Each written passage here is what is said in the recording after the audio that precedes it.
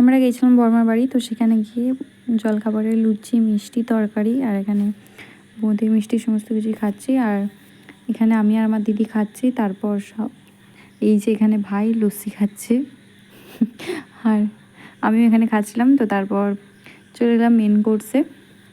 লস্যি টস্যি খাওয়া হয়ে যাওয়ার পর তারপরে এই যে এখানে প্রথমে প্লেট দেওয়া হয়েছে, তারপর এখানে ফিশ ফ্রাই সমস্ত কিছু যা যা থাকে আইটেমগুলো দেখতে থাকো।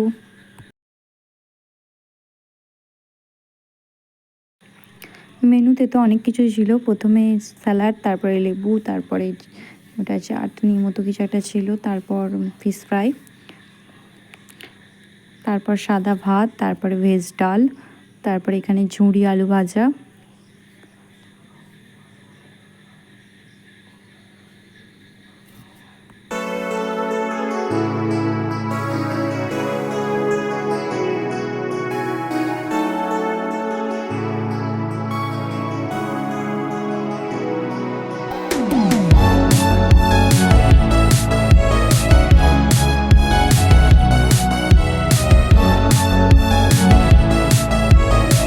তারপরে এখানে বোধহয় দই কাতলা ছিল, মাছের একটা আইটেম ছিল।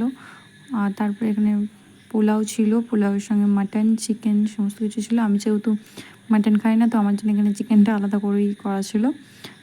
আর মাটনটাও খুব সুন্দর হয়েছিল।